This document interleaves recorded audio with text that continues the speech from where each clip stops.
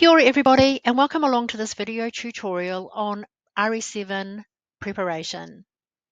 First thing we're going to look at today is your calendar. The calendar is a very important tool that needs to have days of closure recorded in advance to alert the ministry of the number of days your service will be open for the future. This ensures that the right number of advance days are funded to you each payment round. To get to your calendar, select the center menu and calendar. Toggle to the month required and start recording the days that your service will be closed, such as Teacher Only Day or your Regional Anniversary Day.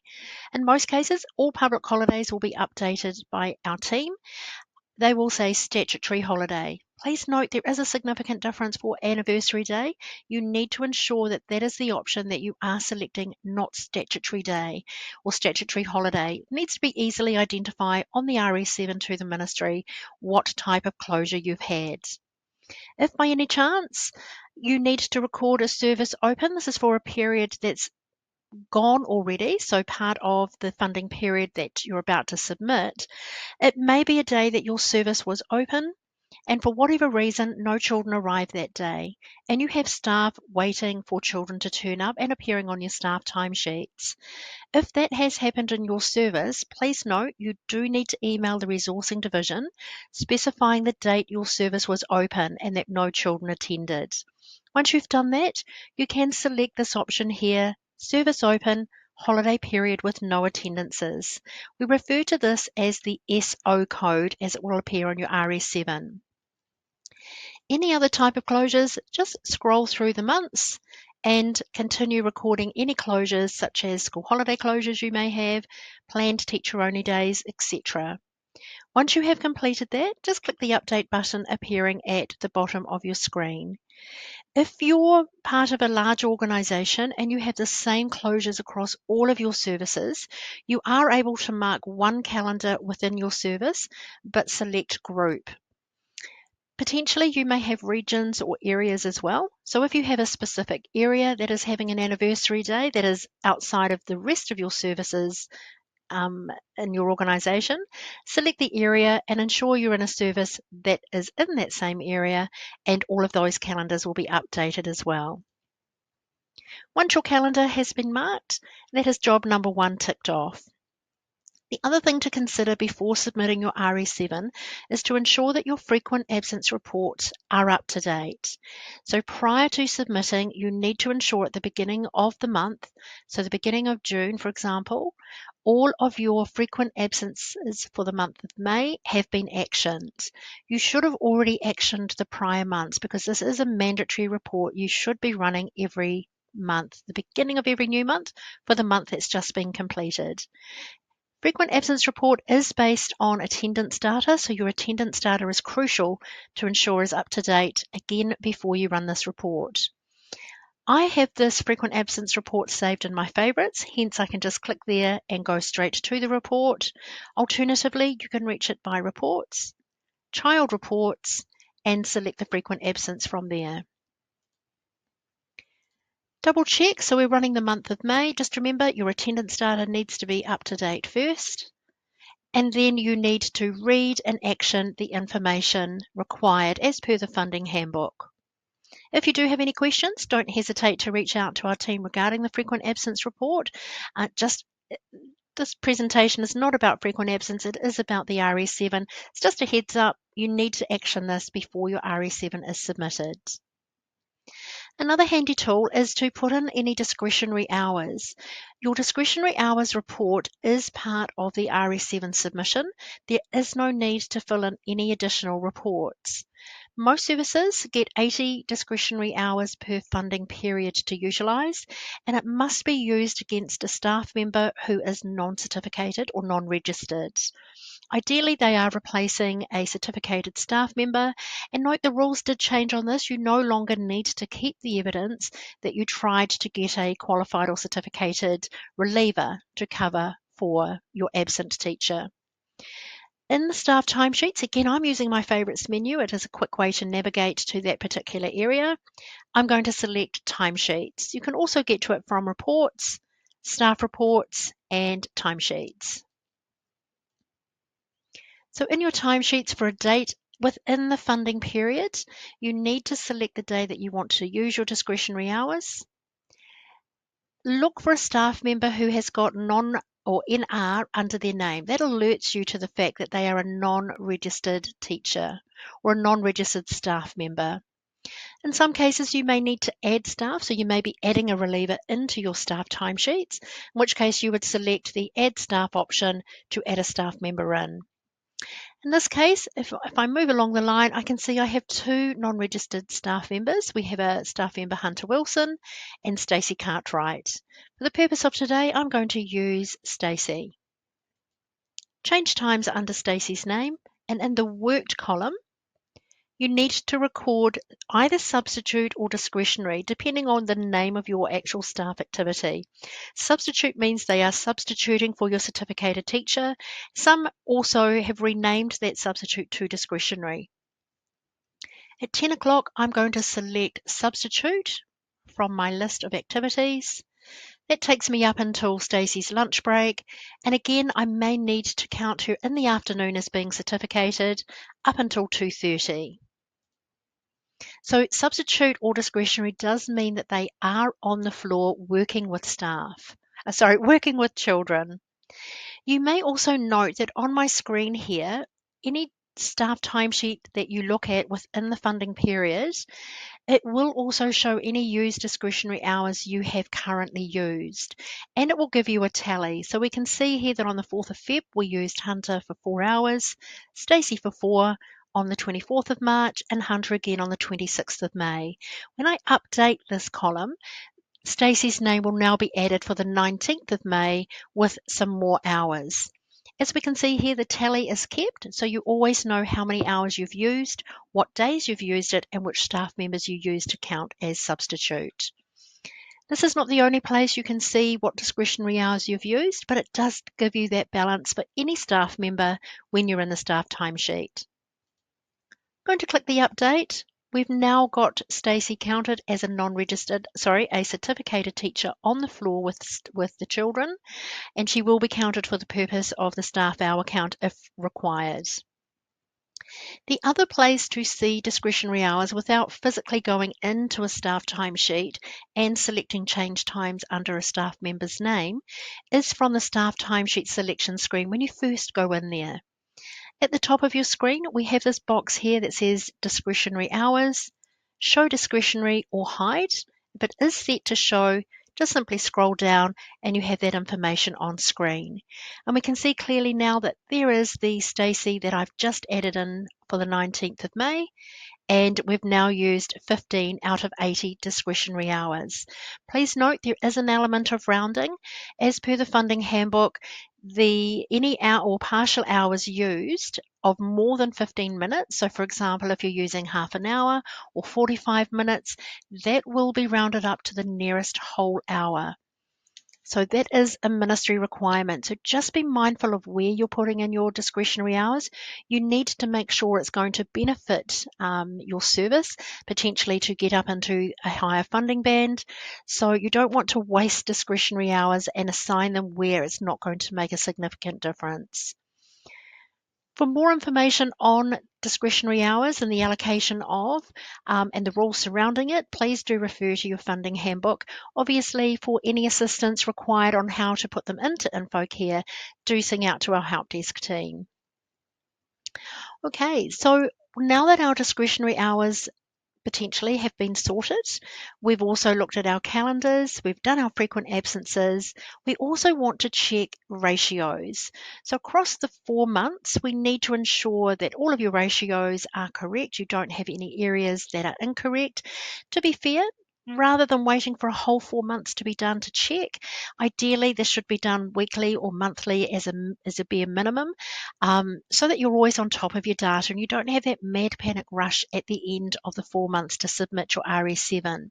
Nonetheless, there is a report that will show you almost the entire 4 months and the ratios in one report, as opposed to scrolling through every timesheet from in the period that we're in currently, the beginning of February right through to May.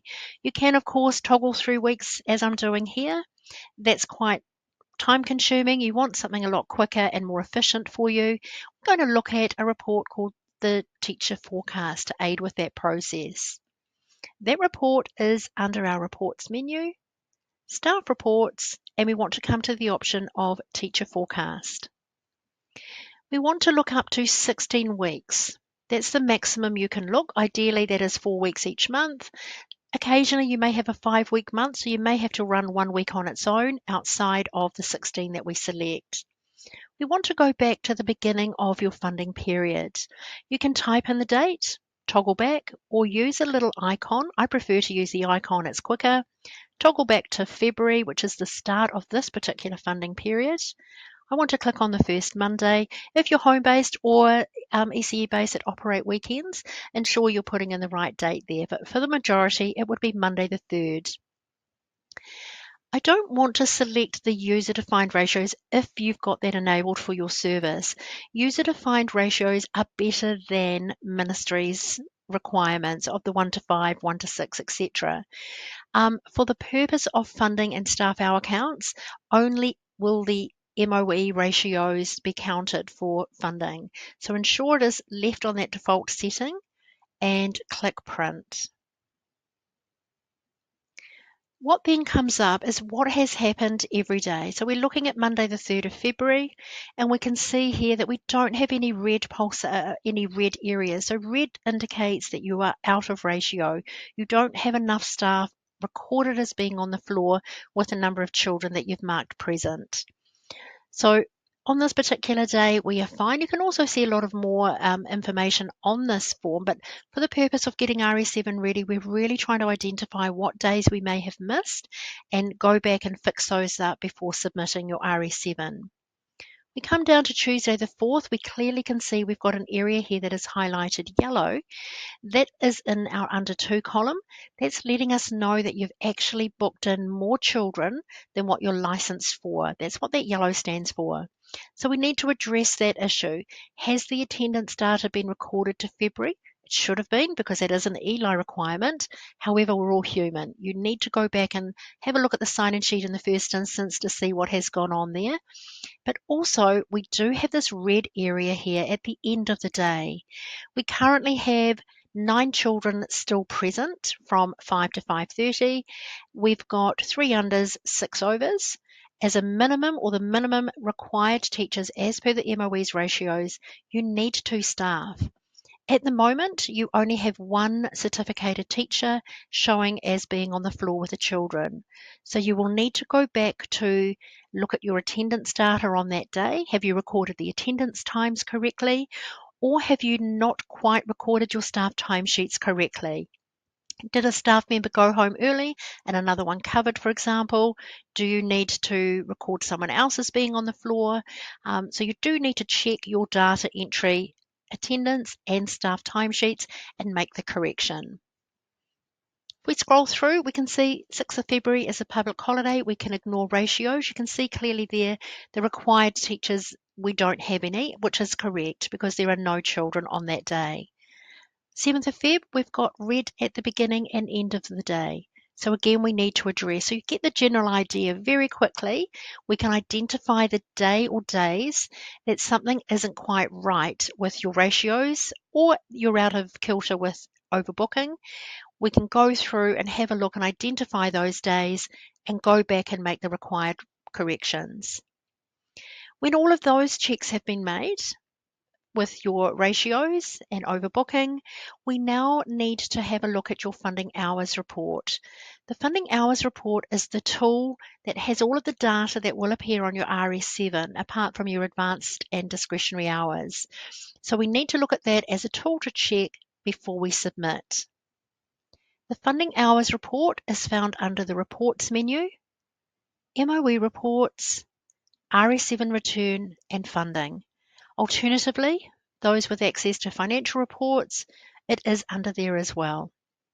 So for now, MOE reports, RS7 and funding, and we need to ensure that we've got the mode set to funding hours. That is the default when you first go into this report.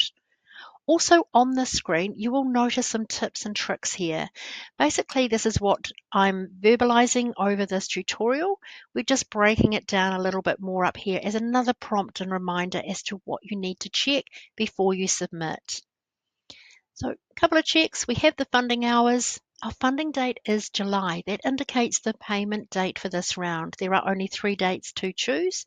You submit 3 RS7s for a payment in March, July, and November. So for this current round, we are looking at the July 2025 period. At this stage, we're not interested in override rates or pay parity options. This is not part of the RS7 submission. This is linked to another report that you can see dollar values and toggle around with different criteria to say, hey, I'm currently in the 80 to 99% band. What would it look like if I made it into the 100% band? And you would be able to use the override rate to see what it would look like if those rates changed. Equally, the other way, if you're dipping below, what is the impact if I fall below the 80% or below the 100%? But for now, we just need funding hours and print. This report is going to show you each month in its entirety, every day that you're open, February, March, April, and May. We have got totals at the bottom, but let's start at the top here. For the month of February, we can see on the left-hand side a day that is highlighted in yellow and it has SH in the box. That indicates that that day was a statutory holiday. So we have marked our calendar right in the last period. So statutory holiday, 6th of Feb, it's an unfunded day for this service. That is correct to see no data in that column. As we start on the left, we can also see the date. Then we move into our funded child hours fields. We've got our under 2, over 2, 20 hours, and plus 10. That gives you the total funding hours for your service that you're claiming on that particular day. That is in that bold column there in the middle. To the right, we then have your staff hour count based on the data on the staff timesheets, and the required number of teachers per the number of children that you had present will automatically calculate this for you. It will always look at your certificated teachers first and count them before counting any unregistered staff hours. That in turn will then spit out a percentage for you.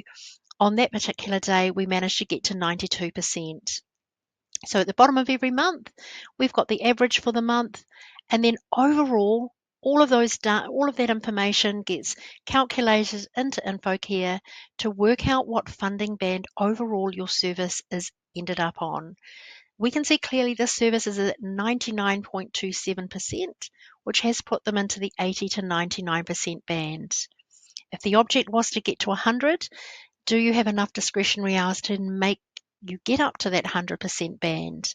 And this can help show you what days you need to assign discretionary hours on. Here's a day we're sitting at 96%. Potentially you could use discretionary hours to bump that up. We've got quite a few days that we're dipping below 100%. So if your object was to stay in the 80 to 99, you're already there. Using discretionary hours would really be futile at this point. It's not going to make a difference to your overall funding band unless your aim was to get into the 100. All right. Also in this report, you're able to tap into an individual day itself. If we were to query the 10th of February, we can see that we're only claiming 99 funded hours on that day, when every other Monday, we're looking at higher figures. So what went on that day? You can click into that date itself, and we can see we've got our under 2 children at the top, our total under 2 funded hours. Then we move into our over 2s, and that's split into your over 2 funded column, 20 hours, and plus 10. Clearly we can see here that we've got a child that we've unfunded. Maybe this was a day that we overbooked and we managed to select no funding for a child.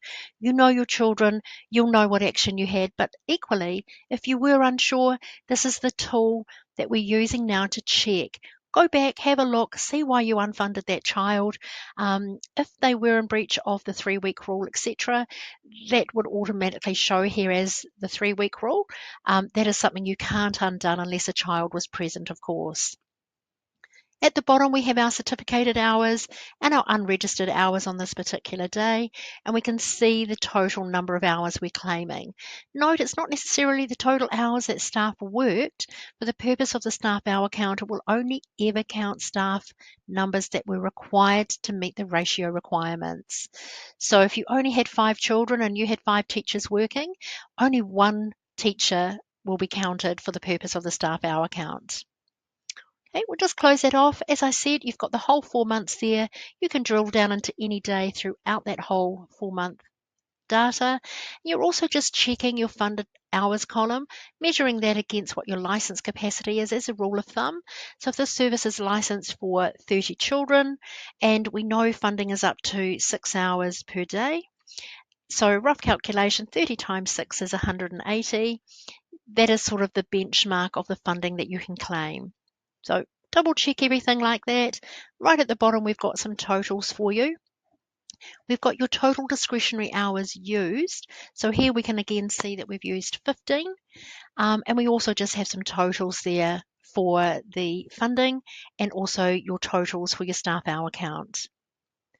And now that we've made that check, if we did have to obviously fix anything, now's the time to do it. Again, this is all preparation prior to submitting the RS7. Now that we've done all of those checks, we are now ready to submit. Submissions open up at the beginning of the week, so the first of every month for the payment due. So the round that we're in currently, that is open on the 1st of 1st of June, and Eli control that at their end. So that will open up for you. Then you need to click this option, Submit RS7 to MOE. Just read the few tools that we have on screen. Just note that it used to be a 6 p.m. cutoff. We understand that that's now a midnight cutoff. So as long as you're submitting between the date range that the ministry dictate for payment on the 1st of July, you can't go wrong.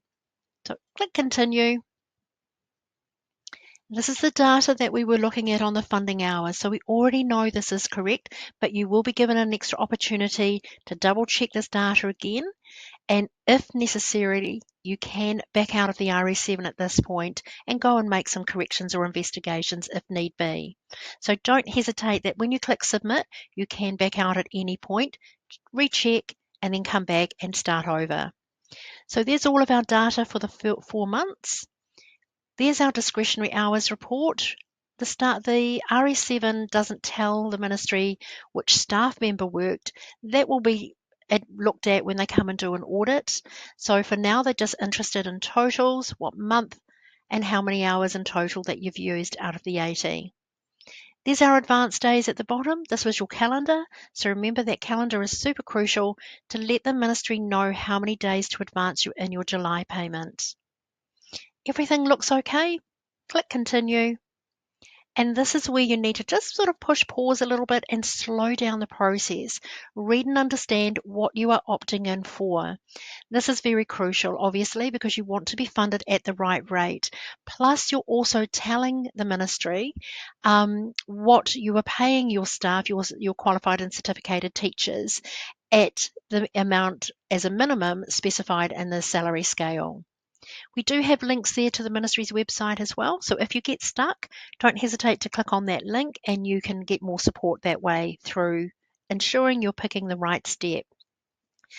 The first one, hopefully no one would need to select that. That is the no salary scale, no step. So that is really no step at all. I would imagine no services would be on the no step. Nonetheless, it is still an option that the ministry require. Base salary, step 1, and we do have a definition here. So by answering the no step, it gives you that definition. By answering the base up to step 1, by answering pay parity, that is steps 1 to 6, and so on and so on. So ensure you are making the right selection here. For the purpose of today, I'm going to select full. Once I've made my selection, again, you've got the opportunity to double check that what the answer you have selected is correct. Are you paying your staff the full step 1 to 11 plus full management? Again, if not, back out, redo it. But for now, that is exactly what I've done. Click Continue, and you're now at the declaration. Again, take the opportunity to read the information on screen and then fill in the declaration.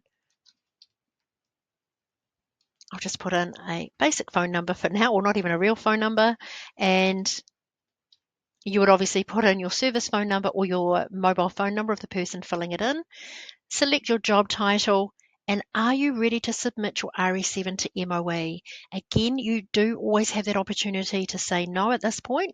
You can come back to it later, or if you're happy, you simply just click yes. That will automatically now be sent off to Eli. Infocare will take care of that for you. And just in that final screen, we do again have some more tips and tricks ready for you. We can show you that the system will keep a copy of your RS7 that you have submitted, so you can retain a copy for your records. You can print it, you can save it to your computer, or save it in a file, whatever the choice is, but Infocare will also keep a copy. At the moment, I'm just going to click Finish, and if I did want to come back and have a look for my RS7, simply go to your Utility menu, select the option of File Download, and in here you will find some RS7s that you have submitted. There's the one that I just have done. You can see the date there. Please note this is a test environment. Yours would be submitted after the 1st of the month. So we can see clearly that it was submitted at 9:37 on the 30th of May. You at any point can click on this file name. There's a copy of what you did submit. There's all the details down the bottom. We can clearly see that I did select step 1 to 11 and full, so that is your full parity, and our RS7 is done. Now, if you submit it and you think, oh my gosh, I did forget to put in discretionary hours, or I've missed off an advance day, you can successfully go back into Infocare, make your corrections, and resubmit your RS7. What you will see in this screen here is the latest RS7 you have submitted, and the ministry will also take your latest submission. So just bear that in mind. You can resubmit. If you're wanting to guarantee payment on the 1st of the month, you must submit within the time frame that the ministry advise, which is the 1st of the month, normally to the 9th. That is because we do have a public holiday in the middle of this particular funding round. So just bear that in mind. As long as you're submitting within the time frame, you will get paid on the 1st. If you submit after the 9th of June in this particular funding round, you will get payment on the 20th of July, a late payment as such. So just be mindful, adhere to the dates the ministry do advise you in the Pānui and on their website. Now that the RS7 has been submitted, you can also look at some financial information. We can look at this anytime, to be fair, but we're going to go back into our MOE reports and our RS7 return. Now in the screen, we did have funding hours, RS7, and at the bottom here, we have a funding summary. This is the dollar value report to show you what financial payment you should expect on the 1st of the month. If I just click the print option at the moment, this is going to show me this bottom figure at the bottom here, which should be the amount that you receive from the ministry, or close enough to. In order for that figure to be correct, there is a few things that you must do at your end. One is the advanced funding. Now, this advanced funding is not, we don't get notification of it from the ministry. This comes directly to your service, most likely the owner or licensee. Currently, it goes into the secure portal, soon to change into the new Porato system. So just remember that that is a new system by the ministry, and that's where your funding notices will go. That information, the advance funding for each of these months, needs to be populated by you into Infocare. If you see zeros for the advanced line for each of these months, that is an indicator to you that this total down the bottom is not correct. You must put in your advance in order for the system to calculate correctly. Where you would do that is Center menu, MOE Advance, and you would select the month that you have received advance funding for, and you would copy type in the information the ministry have sent you on that notification letter. You'd put in your funded child hours, the rate they have advanced, and the amount, and you would do that for each of your funding types. And you'd be entering in that for 4 months. So they advance you 4 months at a time. Enter each of those 4 months. Soon you will be able to upload a file that is part of the new Porato system. Great news. For now, it is still a manual process unless you've got more than 10 services and the ministry give you a CSV file to upload. But this is not a report that the ministry needs to see. This is an internal report, the funding summary. So just remember, this has got nothing to do with submitting your RS7. It literally is just your own internal report to have a look at what your wash up is likely to be and also what that final payment is going to be on the first of the month. As we read this, our February advance is on the top line. The actuals, this line here, this is derived from your sign in and out sheets for your children and your staff timesheets because it's working out your staff hour count, therefore working out what funding band you sit on and what rate the ministry are going to pay out on. So we've got your advanced, then your actuals, the bottom line is the difference or the wash up. So over here, your wash up total, just gone a bit far there, that wash up total there will indicate whether you owe the ministry that money back through the wash up or the ministry owe you. So have a look at all of that. Just remember if you see zeros, MOE advance has not been entered. Then the system will also calculate your advanced funding for the next 4 months. So the next advanced funding that you will get in July is for the months of July, August, September, and October. Now, what this is based on is not future bookings. You're not submitting future data to the ministry when you submit an RS7. You're submitting actuals for a period that they've already given you advanced funding for. So every RS7 you submit, the ministry will look at your actuals and base their calculations or their advanced calculations on the actuals you are submitting. Hence why we have a wash up. So the washout works in your favour, plus or minus. So if your numbers dip and they've advanced you too much, you pay back. If your numbers grow when you put through your RS7, through the wash-up, you'll get more money back. So it swings and roundabouts, but that is generally how the funding works. Obviously, for more information, again, as I have said a few times, double check the funding handbook. It's quite clear in there how funding works, how it's paid, and so on. That brings us to the end of the funding period, this funding presentation. We hope you have found some benefit out of this. Don't hesitate again to sing out to our amazing customer success team for any support that you may need. I'm going to sign off here. I'm Fiona Bolton from Infocare Solutions. Thank you for watching this presentation. Ka kite and all the best.